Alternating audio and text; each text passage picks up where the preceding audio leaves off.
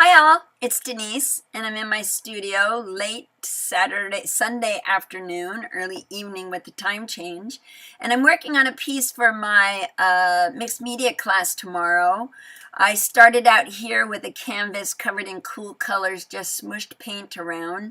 And this lesson is all about adding texture to your painting. So I've gone ahead and added different bits and pieces of texture all over to kind of get a feel of where I wanted to go. And now I'd like to finish it off, so I have a finished piece to take as a demo for class tomorrow. So let me kind of give you an idea where I started with this. Each of my students got a swag bag from me for my Mixed Media Mondays class last week. And the bag was full of pretty much everything you see here on my canvas. I have burlap, a ripped up cracker package, pattern pieces. I even have a piece of Braille from a Rolling Stones Braille magazine, a piece of lace, and of course you see in there my favorite polka dot tissue paper. So I've got all that going on, and each of my students got it, and it'll be fun tomorrow to see what they ended up doing and where they're going to go with it. So for now, let me get this stuff out of the way and talk a little bit about composition.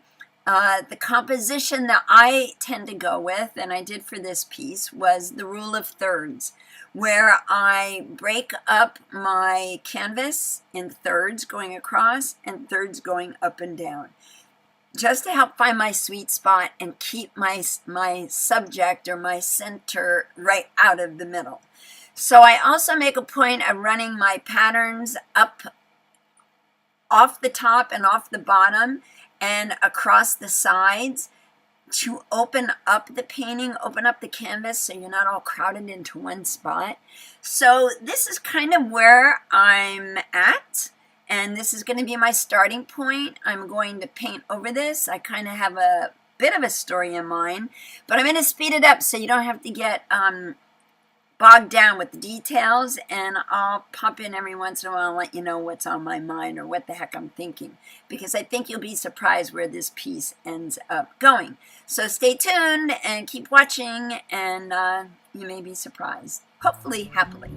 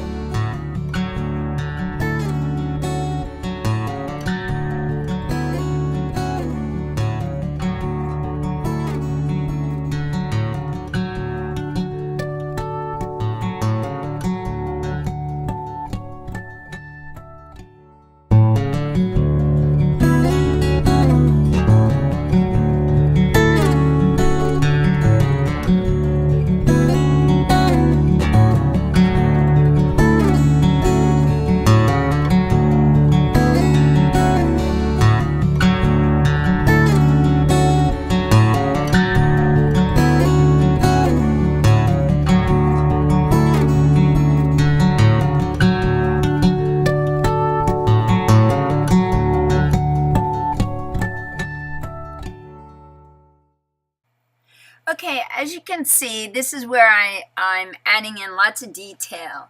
I love painting in the little spaces and the little shapes that were created by underpaintings, by some of the textures.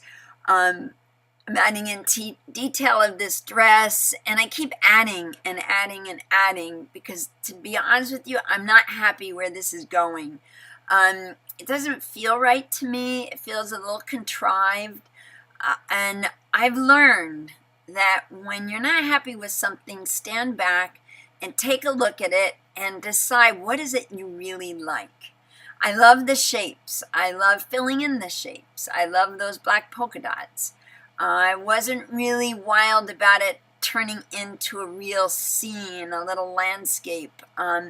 So I had to stop and take a look and go, wait a minute, what the heck am I doing? So I covered it up.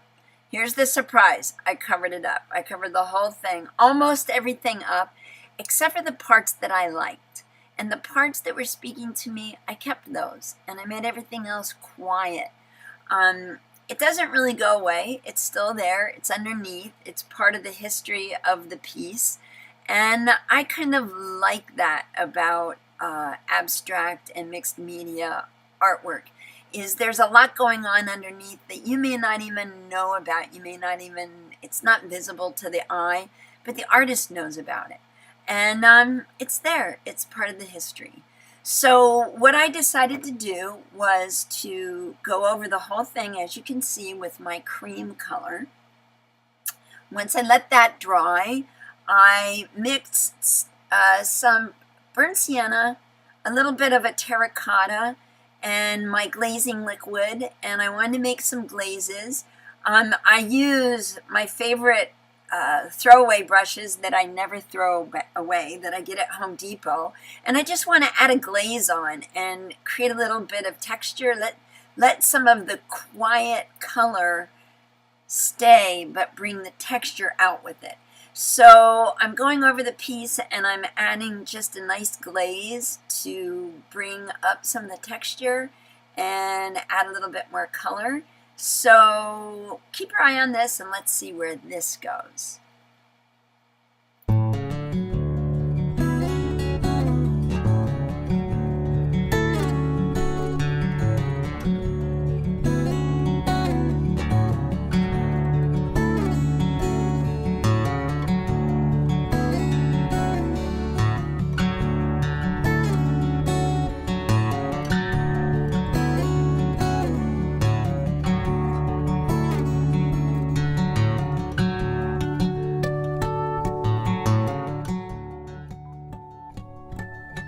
Okay, now that I've got it, a nice soft color palette going on top of it, I decided to pump it up a little bit, bring back a little interest.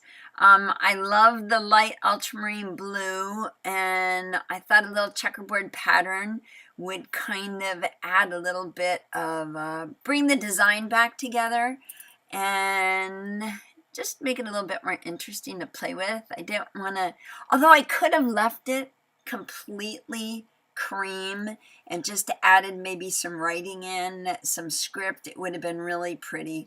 But I decided to add back in some stenciling, kind of go back with my cream paint and lighten it up a little bit more and get ready for the next step after this. Okay, so now I'm continuing to go in and just lighten things up and redefine some of the things that I made go away earlier. And as I mentioned before, I loved these shapes. The three areas that have the shapes that were actually part of the script writing on my initial activation of this canvas. You can't see the writing or what it says, but when it's been turned around and painted over, it's left some really fun shapes that I've kind of liked to work with. Now I'm redefining, kind of knocking things back a little bit, and as I go, I'm thinking about where I want this to go. This is kind of killing time for me to kind of play with it and look at everything in relation to the thing next to it, the thing across the other side of the canvas to it. It just gives me some time to play around and see where it takes me, see what little path this takes me on. So that's what I'm doing.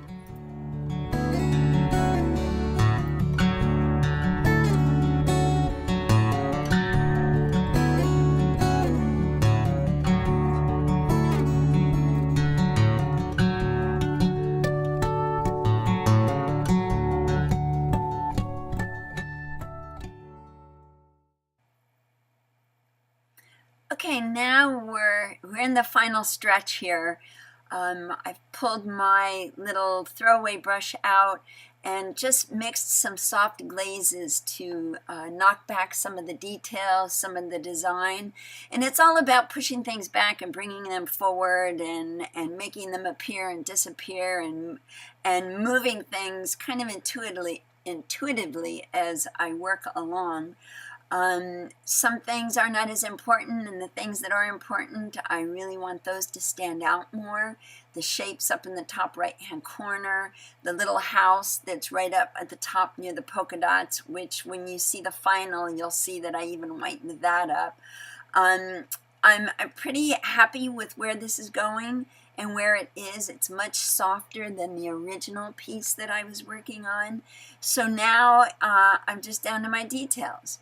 So once I get this smoothed out where I want it, then I bring out the toys. I bring out the fun stuff like my Stabilo woodies, water-soluble woodies, and I pick out colors I like, and very often I use these exact same colors in a lot of things that I do.